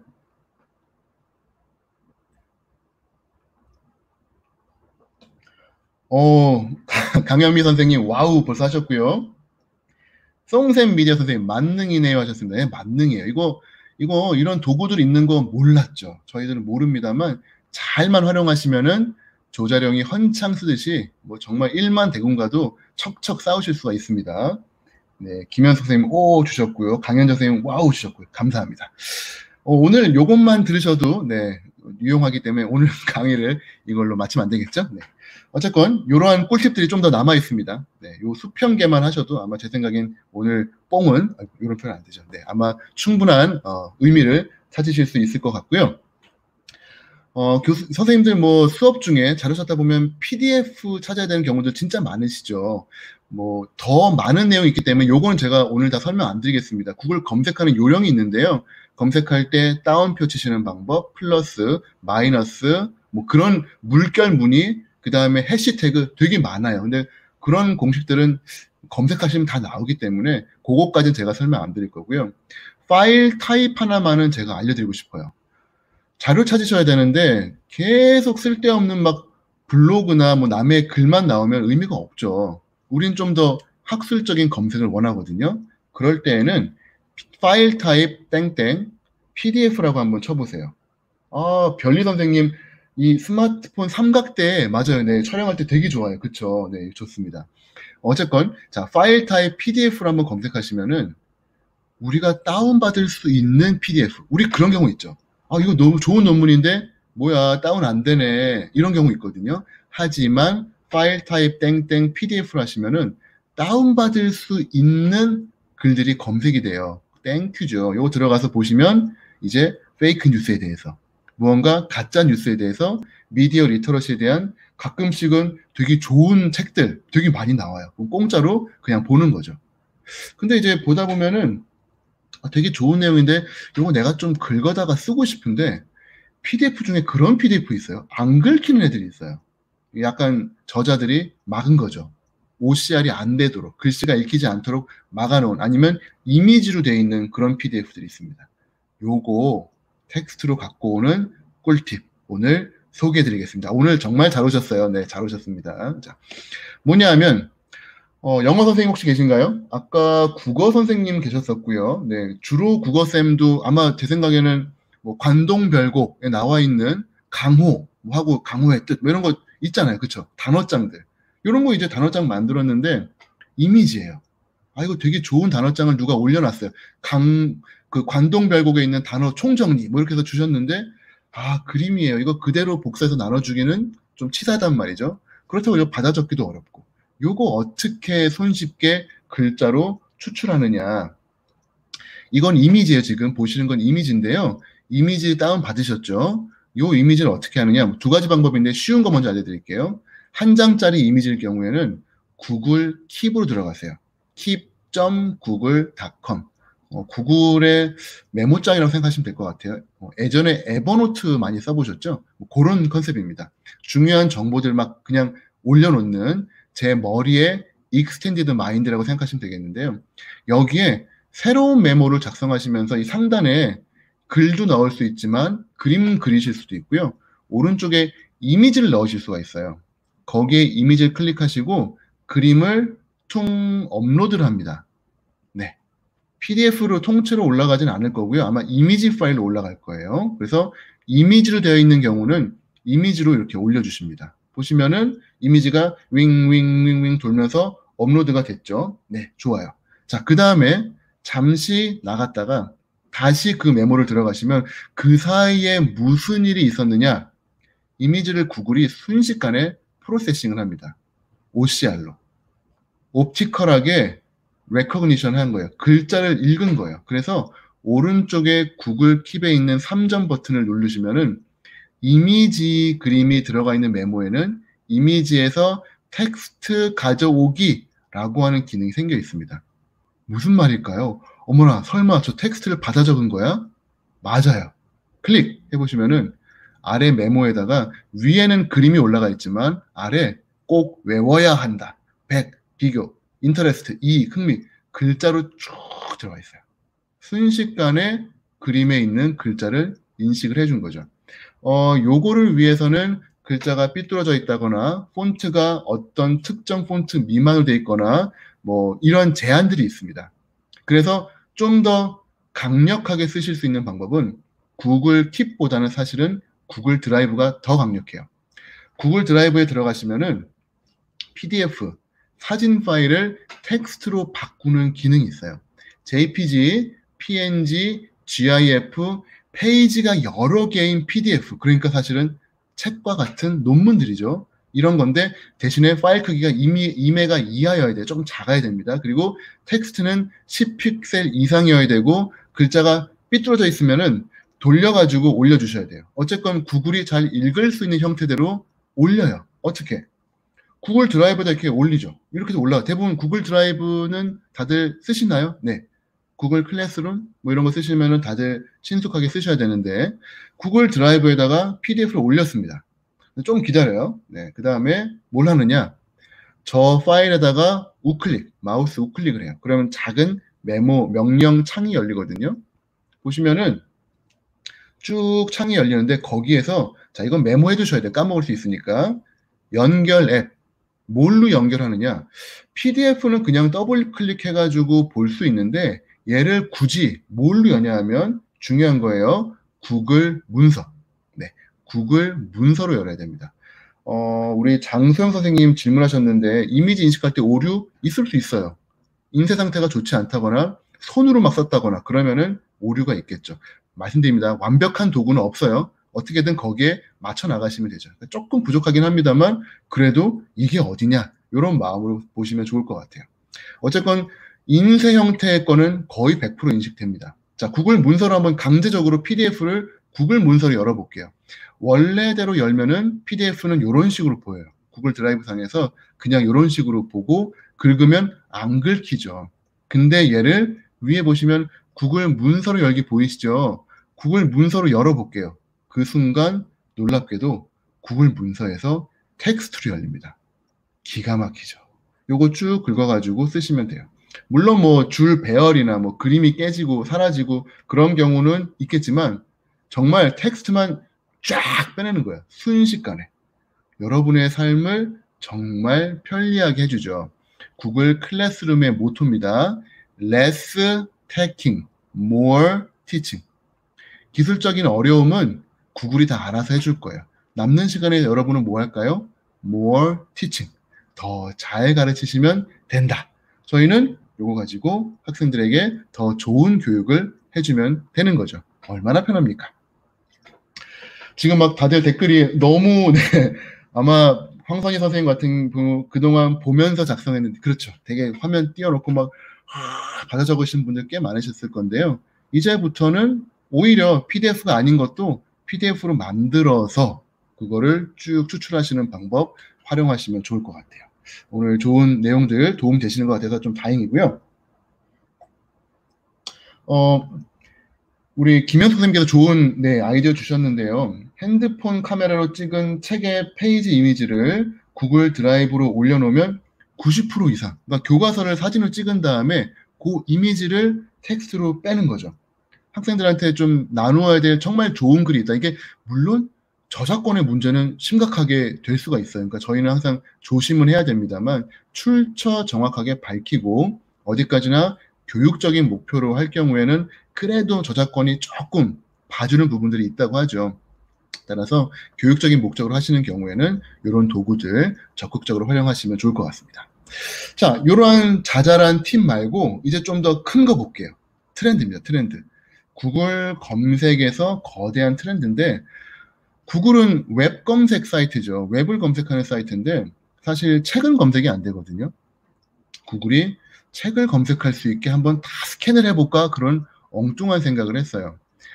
미시간 대학에 있는 대학 도서관 책을 다 검색하는 걸 계산을 해보니까 1000년 정도 나올 거라 생각이 들었는데 놀랍게도 저런 기구 있죠. 이렇게 훅 넘기면 착착착 찍고 순식간에 OCR로 스캔을 해가지고 텍스트로 올린 겁니다. 미시간 대학 도서관 책 1000년 걸릴 거라고 했던 걸 불과 6년 만에 스캔이 끝났어요. 1000년 걸릴 거를 6년 만에 스캔이 다 끝났어요. 지금 현재 1억 4천만 권의 전 세계에 있는 모든 책들을 목표로 스캔을 하고 있고요. 한 8년 정도 됐는데 4천만 권 정도 끝났습니다. 아마 한 20-30년 안에는 전 세계에 있는 책 스캔 다 끝날 거예요. 자, 어마어마한 시대가 오는 거죠. 이렇게 검색하면은 전 세계에 있는 책들이 검색이 되는 거예요. 자, 그렇다고 한다면은 이거 누가 싫어할까요? 그렇죠. 작가들, 출판사들 싫어합니다. 그래서 구글이 머리를 썼어요. 이걸 그대로 공개하는 게 아니라 검색 엔진의 형태로 제공을 한 겁니다. 바로 구글 북스의 엔그램 뷰어라고 하는 거예요. 구글 북스에 가시면은 저작권이 풀려있는 오래된 책들 다 올라와 있습니다. 구텐베르크 프로젝트를 통해 가지고 이미 옛날 원고들은 다 스캔돼서 공개가 되어 있고요. 그 다음에 키워드로 검색하는 거를 엔그램 뷰어라고 하는 걸로 제공을 하고 있는데 이게 뭐냐 하면은 1800년부터 2000년까지의 시기 동안에 구글이 검색한 책에서 특정 키워드를 검색하면 얼마나 그 키워드가 자주 나오는지를 그래프로 그려줘요. 제가 한번 리터러시를 검색해 봤습니다. 리터러시에 대한 개념은 1900년도 이전엔 아예 언급이 없었어요. 아예 그 어느 누구도 리터러시란 용어를 안 썼던 것 같습니다. 근데 20년대부터 조금씩 쓰다가 80년대 보면서부터 쫙 올라가기 시작을 했어요. 좋아요. 그러면은 우리 흔히 얘기하는 디지털 리터러시, 미디어 리터러시 어떨까요? 비교해 보니까 디지털 리터러시는 이제서야 1990년도부터 얘기가 나오기 시작을 했고요. 미디어 리터러시는 아주 압도적으로 70년대부터 아마도 이제 뭐 TV, 라디오, 뉴스 이런 거가 나오면서 급부상을 한 것 같아요. 사랑과 돈 어떨 것 같으세요? 1800년대에는 사랑이 더 많이 나왔는데요. 무슨 일이 있었는지 1910년도에 역전을 합니다. 뭐 대공황인지 무슨 일인지 모르겠어요. 전쟁 때문인지 갑자기 돈이 피크를 쳤다가 해보니까 결국은 이게 사랑인가 봐요. 돈이 있어봤자 결국은 싸우고 하니까 1990년도에 다행히도 사랑이 역전을 합니다. 인간의 어떤 이 사고의 흐름, 관심의 흐름이 한눈에 보이죠. 결혼이랑 이혼 어떨까요? 결혼은 꾸준해요. 이혼이 지금 계속 올라가고 있습니다. 드디어 1980년도에 이혼이 역전을 했네요. 인간의 어떤 흐름들, 관심사를 쭉 볼 수가 있습니다. 요거는 이제 지난 200년 동안의 역사고요. 지금 현재 트렌드 검색 재밌습니다. 구글에서 특정 키워드를 검색하면 구글이 그 키워드가 얼마나 검색되는지를 2004년도부터 수집을 한 다음에 저희한테 그래프로 뿌려줘요. 되게 재밌어요. 제가 미국에서 풋볼과 사커의 검색을 한번 비교해 봤습니다. 풋볼은 미국 사람들한테는 들고 뛰는 그 미식축구를 의미를 하고요. 사커가 이제 우리나라에서 말하는 발로 차는 축구예요. 보니까 발로 차는 건 인기가 별로 없어요. 파란색 이 풋볼이 인기가 확실히 많습니다. 근데 보니까 이상하게 계속 인기가 있는 게 아니라 피크를 쳐요. 매년. 보니까 이게 9월이더란 말이죠. 자, 여기서 질문입니다. 왜 매년 9월 사람들은 미국에서 풋볼을 검색을 할까요? 답변을 한번 올려봐 주실까요? 이러한 트렌드를 보고 고민을 하는 시간 되게 중요한 것 같아요. 왜 사람들은 매년 9월 저렇게 검색을 풋볼에 대해서 하는 걸까? 무슨 일이 있는 걸까? 사람들의 사고가 어떻게 바뀌는 걸까? 이거를 현상을 보고 고민을 하는 거죠. 맞습니다. 이지현 선생님 슈퍼볼. 맞아요. 미국 미식축구가 드디어 결승 시즌의 시작이 매년 9월이에요. 그때 막 검색을 하는 겁니다. 반대로 이제 사커, 축구는 거의 인기가 없는데요. 피크를 가끔씩 쳐요. 언제 치냐 하면 4년에 한 번씩. 느낌이 오시죠? 왜 4년에 한 번씩 찔끔찔끔 칠까요? 네. 댓글 주신 분들, 네네, 좋습니다. 바로, 월드컵이에요, 월드컵. 4년에 한 번씩 돌아오는 월드컵 때문에 가끔씩 미국 사람들이 검색하는 거죠. 자, 보니까 구글 급장에서는 이상하게 한 지역에서 검색 트렌드가 쫙 올라가요. 이게 보인다는 거죠. 저희 감기 걸리거나 아프시면 어떻게 하세요? 병원에 바로 가시나요? 아니면 네이버에서 콧물, 약, 치료법 검색을 하시나요? 대부분 검색을 하실 거예요. 구글이 보니까 한 지역에서 열, 감기, 기침, 통증 검색 트렌드가 확 떠요. 한 지역에서. 그리고 나서 놀랍게도 몇 주 있다가 그 지역에 독감이 돈다는 사실을 발견을 했어요. 우리가 검색 트렌드만 잘 봐도 어떤 의미에서는 독감을 WHO보다 먼저 예측할 수도 있겠다라는 생각을 한 거죠. 그걸 실제로 네이처에다가 논문을 낸 겁니다. Detecting Influenza Epidemic을 검색 엔진 통해 가지고 미리 예측할 수 있다. 요거를 실제 구글 플루 트렌드라고 하는 툴로 만들어요. 2008년도에 네이처에다가 발표를 합니다. 물론 이제 몇 년 뒤에 꼭 그렇게 예측은 안 돼요라고 발뺌을 해가지고 되게 웃기긴 했습니다만 어쨌건 되게 의미 있는 내용이죠. 트렌드만 봐도 사람들의 생각들 보인다는 겁니다. 이제 미디어 리터러시 가짜 뉴스가 저희 오늘 강의의 주제니까요. 검색을 해봤어요. 대한민국에서 지난 12개월 동안 것만 검색해봤습니다. 요 기한 제한이 다 돼요.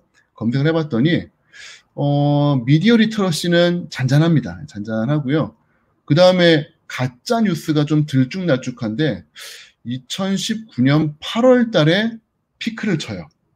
아마 이제 기억력 좋으신 분들은 그때 무슨 일이 있었는지 아마 아실 거예요. 네.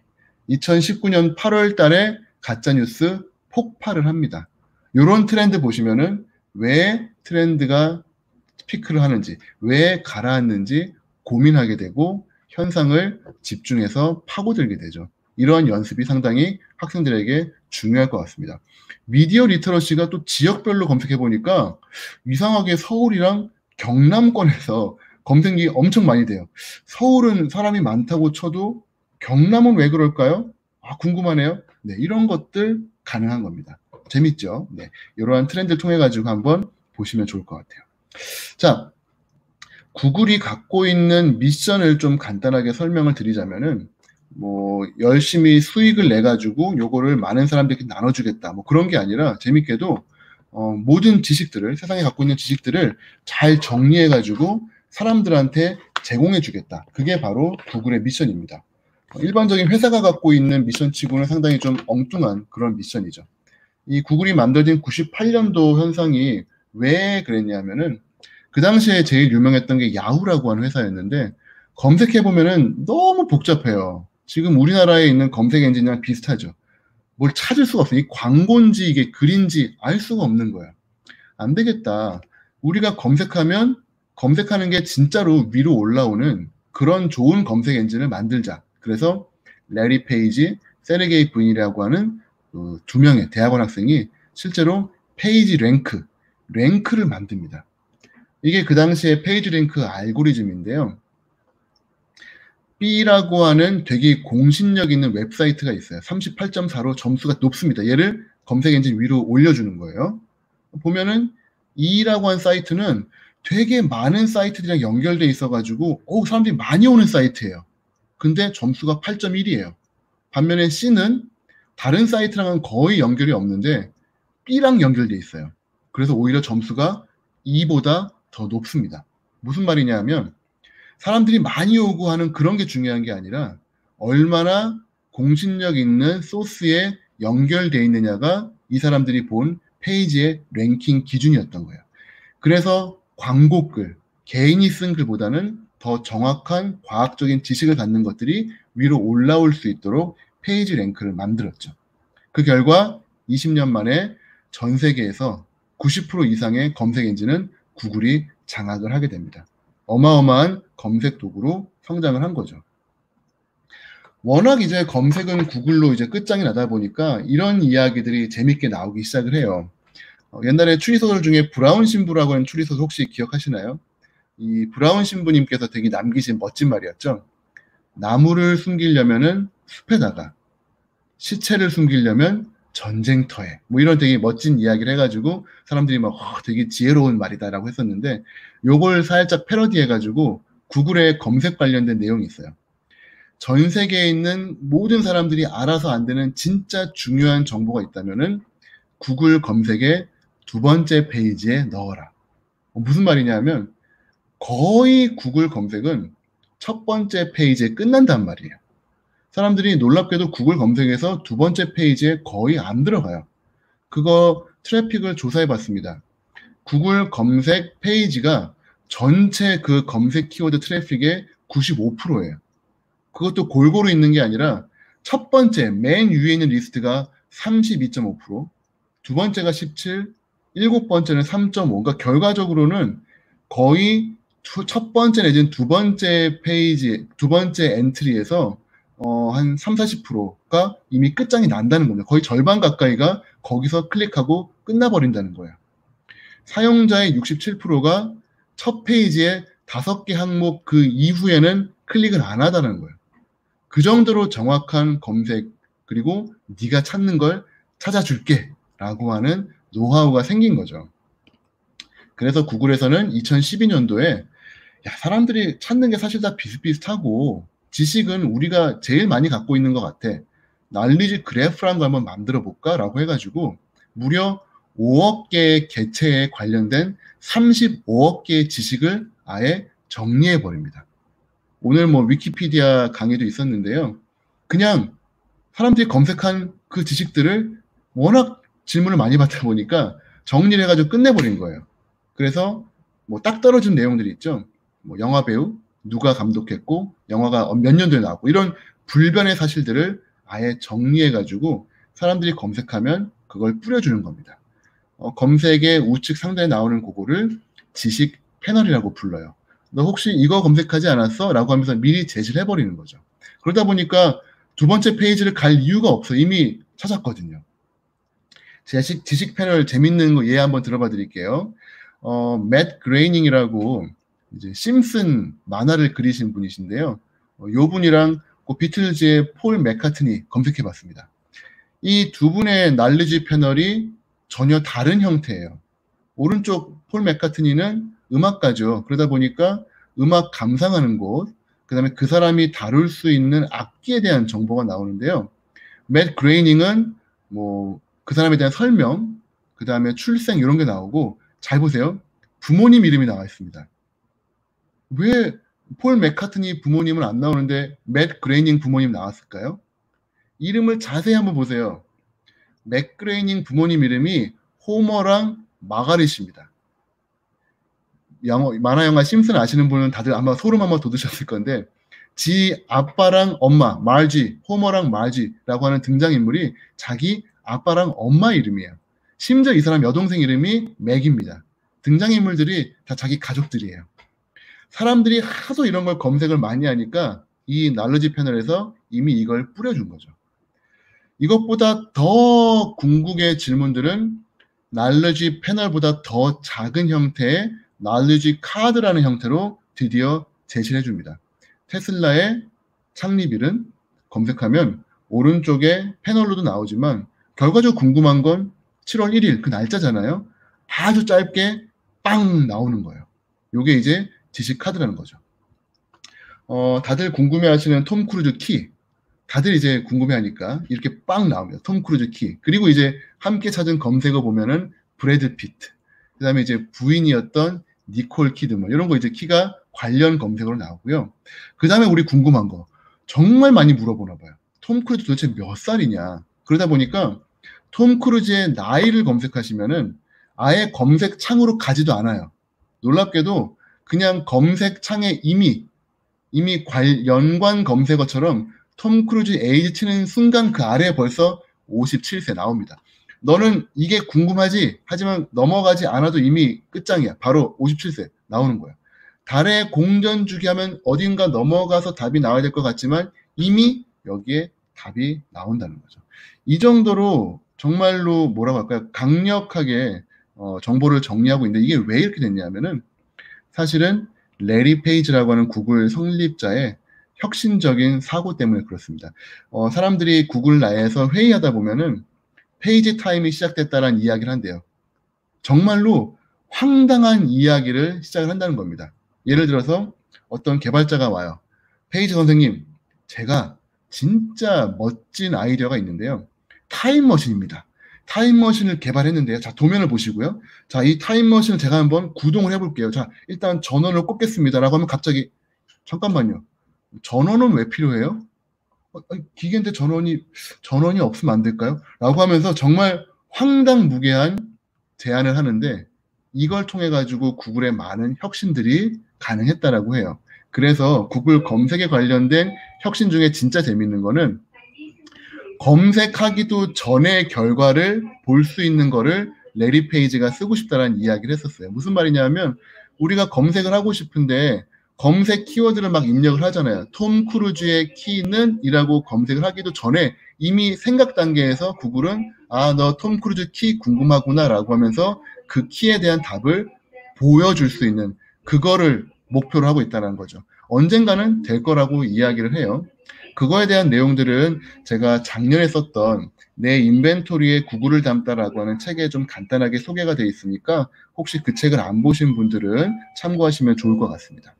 자, 어쨌건 간에 이렇게 해서 구글 검색에서 좋은 정보들이 검색이 되는데 오늘 이제 다시 본론 주제로 돌아가면은 검색 결과가 과연 진실하냐. 이게 구글이 검색을 잘하는 건 알겠는데 이게 진짜냐 아니냐. 이거는 사실은 저희 몫인 거죠.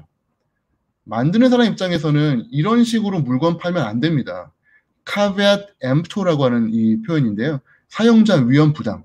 이거 우산인데 비 새도 뭐 그거는 사시는 분이 알아서 하세요. 이런 뜻이죠. 이게 상당히 만드는 입장에서는 되게 윤리적으로 좀 문제가 있죠. 그렇기 때문에 구글에서는 정말로 다행히도 감사하게도 이거에 대한 윤리의식을 되게 많이 느끼고 있어요. 그래서 어떻게든 검색된 정보가 정확할 수 있도록 하기 위해서 많은 노력을 기울이는데 그중에 하나가 knowledge vault라고 하는 겁니다. 이 vault가 금고라는 뜻이잖아요. 이 금고 안에다가 어마어마한 지식을 넣겠다는 거예요. 구글이 시도하는 많은 내용들은 실제 논문으로도 퍼블리시가 되거든요. 나중에 한번 검색해 보시면 이 사람들이 얼마나 진짜 제대로 사업하는 사람들인가, 정말 얼마나 열심히 연구하는 사람들인가를 느끼실 수가 있을 건데요. Knowledge Vault라는 걸 2014년도에 만들고요.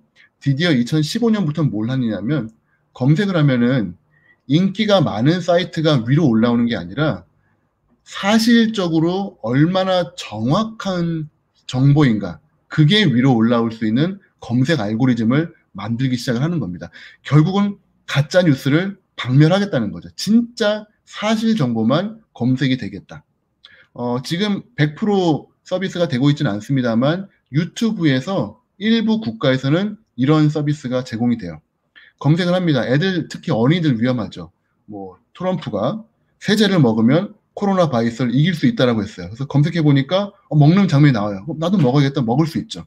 이러한 무지각한 어떠한 행동들이 있을 수 있기 때문에 요거를 막기 위해서 어떤 일이 생겼냐면은 바로 유튜브 내에다가 이런 식으로 팩트 체크를 바로 넣어주는 겁니다.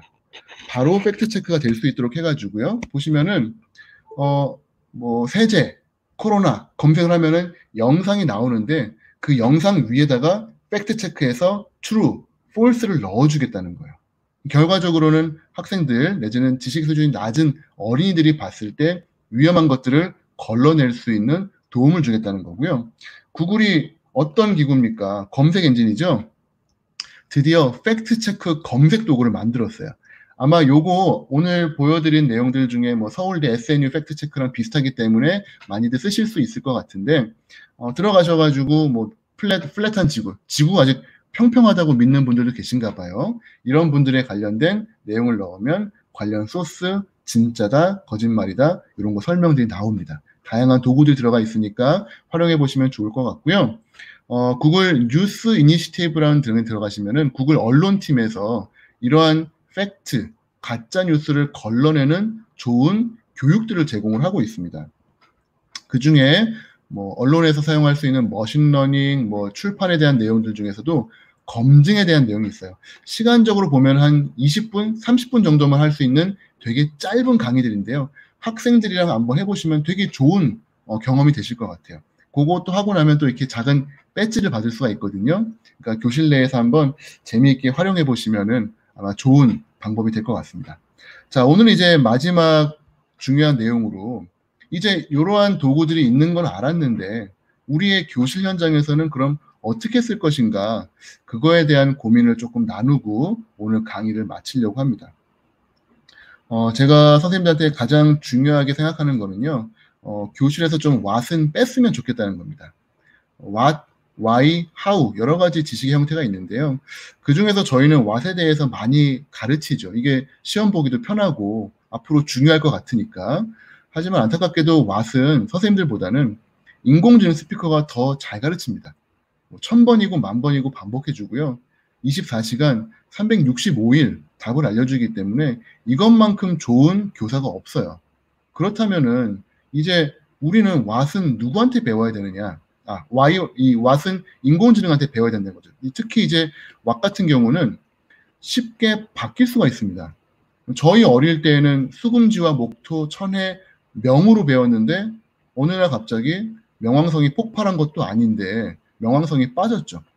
제가 생각하는 팩트라고 하는 거는 바뀔 수 있다고 생각해요. 나중에 말씀드리겠지만 팩트보다는 truth, 진리, 진실에 대한 더 추구가 중요한데 저희 교실에서는 주로 팩트에 대해서만 내용을 하다 보니까 과학이 발전하면서 사고가 바뀌면서 팩트는 바뀔 수가 있습니다. 하지만 안타깝게도 저희는 그 달달달달 팩트를 외워가지고 애들을 내보내고 있죠.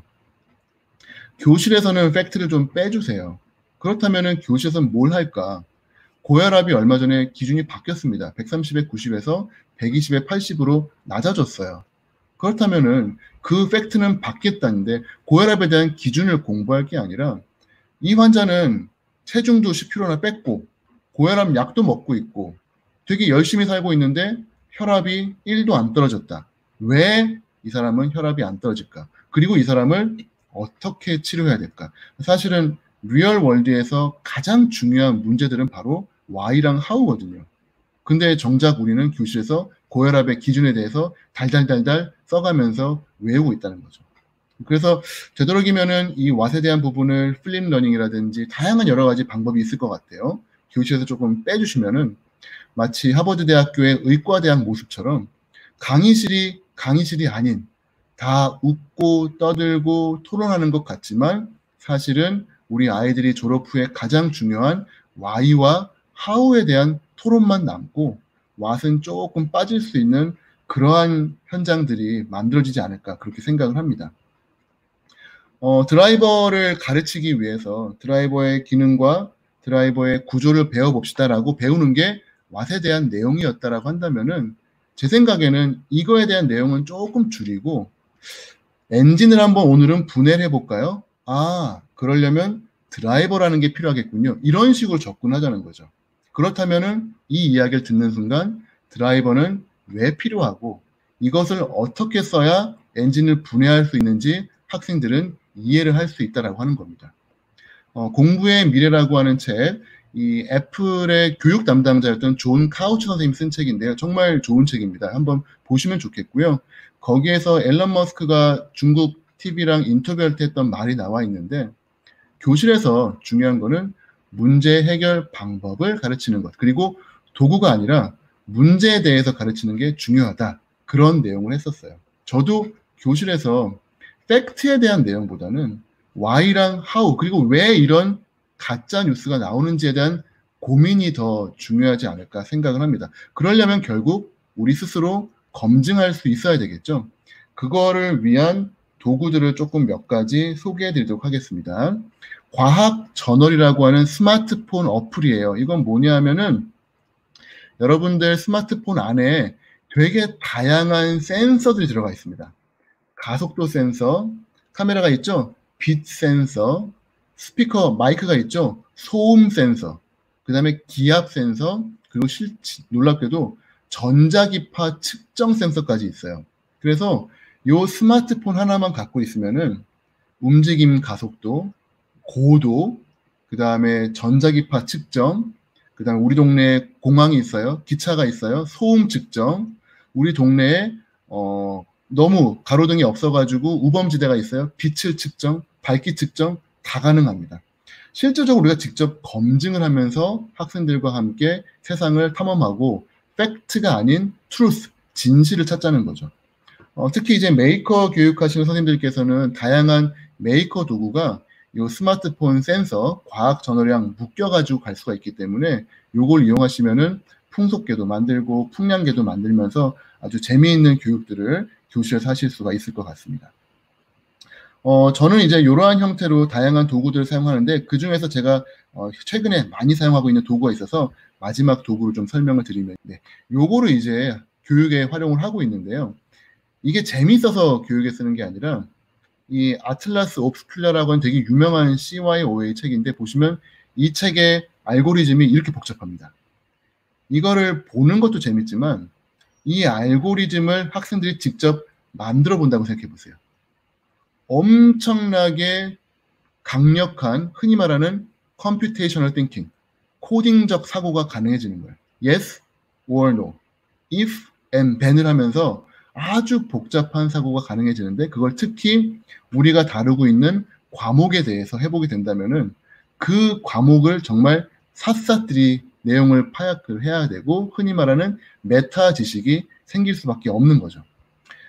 인터넷 들어가셔가지고 CYOA 템플릿이라는 걸 검색을 하시면은 그 템플릿에서 학생들과 함께 종이로 쓸 수 있는 그러한 활동들이 나오게 됩니다. 여기다가 내용을 적으시고요. 그 내용을 그냥 친구한테 주면은 사실은 의미가 없죠. 그렇기 때문에 그거를 세 가지 형태로 만드실 수가 있어요. 파워포인트, 구글 슬라이드, 유튜브. 이렇게 해가지고 파워포인트나 슬라이드에 넣으시면은 이 이미지 안에다가 선택을 넣으시면 그 특정 슬라이드로 건너뛸 수가 있습니다. 지금 보시면은 파워포인트, 구글 슬라이드, 유튜브가 있는데 여기서 A and B 내지는 뭐 1 내지는 2 어떻게 하시겠어요? 라고 옵션을 주죠. 그러면 저는 유튜브를 할래요 라고 하면 유튜브를 클릭하시면은 유튜브를 건너뜁니다. 어떻게 만든 걸까요? 사실은 요게 슬라이드가 다 있는 거예요. 1, 2, 3, 4 슬라이드인데 1페이지에서 구글 슬라이드 가운데 걸 클릭하면 사실은 3번 슬라이드니까 요로 뛰는 거죠. 이제 감이 오시죠? 요렇게 해서 템플릿으로 스토리만 만들어 놓으시고 스토리가 확보가 되면은 그거 가지고 구글 슬라이드나 파워포인트 안에 그림, 영상, 음악, 이미지, 글 다 넣으시면서 영화만큼 멋진 슬라이드 만드실 수가 있습니다. 얼마 전에 저희 학생들이 만든 타노스의 치과 방문기라고 하는 CYOA인데요.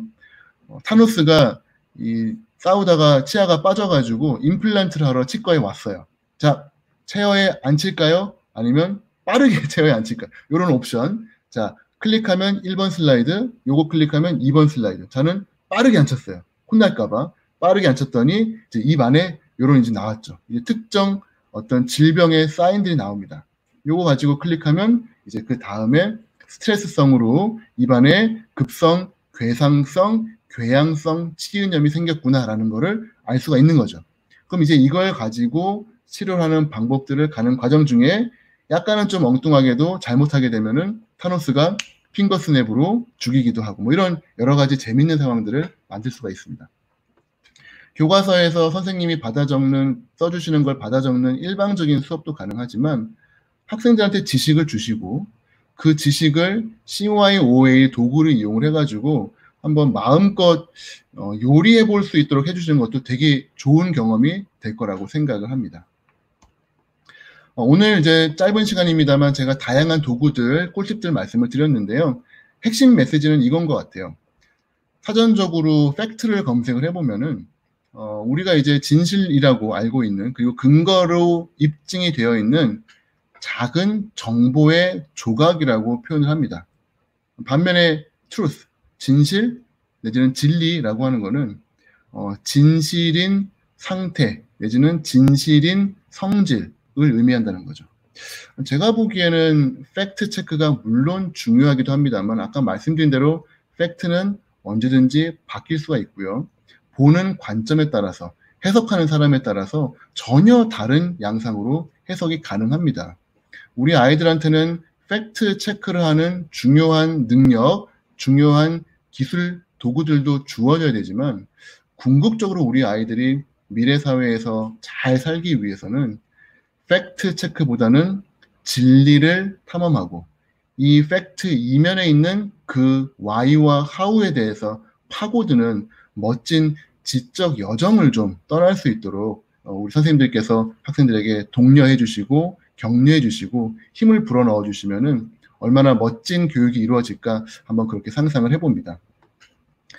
미디어의 대가이신 맥루한 박사님이 남긴 말이죠. 사람은 도구를 만든다. 그리고 그 도구는 다시 우리 사람을 만든다라고 합니다. 좋은 도구를 잘 선택을 하셔가지고 우리 학생들에게 그 도구를 이용해가지고 멋진 미래가 좀 열릴 수 있도록 잘 활용해 주시면 감사하겠습니다. 언제든지 궁금한 내용이 있거나 뭐 새로운 교육에 대한 정보가 필요하신 분들은 저한테 이메일 주시거나 아니면 페이스북 내지 유튜브 통해 가지고 저의 내용들 팔로우업 하시면은 아마 좋은 도움 드릴 수 있을 것 같습니다. 네, 정확하게 5시가 돼가지고 오늘 강의를 이 정도로 마치려고 합니다. 네, 혹시 담당하시는 선생님께서 진행을 해주시면은 네, 감사하겠습니다. 네, 뭐 별리 선생님께서 뭐 구글은 양날의 칼인 것 같다. 네, 그렇게 말씀하셨는데 맞습니다. 양날의 칼이고요. 완벽한 도구는 없습니다. 네, 독이 될 수도 있고 약이 될 수도 있죠. 그거를 누가 어떻게 쓰는가가 가장 중요한 것이 아닐까 그렇게 생각을 합니다. 유튜브 운영 정책 같은 경우도 우리나라에서는 좀 더 약간 엔터테인먼트 쪽으로 많이 가고 있죠. 네, 그래서 이런 거는 결과적으로는 이 유튜브를 운영하시는 분들이 좀 잘 관리를 해주시면 참 좋은데 안타깝게도 좀 그러한 문제들이 많이 제시가 되고 있습니다. 근데 차차 이제 자정화가 되어 가고 있고 구글에서도 여러 가지 도구를 이용을 해가지고 해석을 이렇게 개선을 하려고 하고 있기 때문에 제 생각에는 언젠가는 해결되지 않을까 싶어요.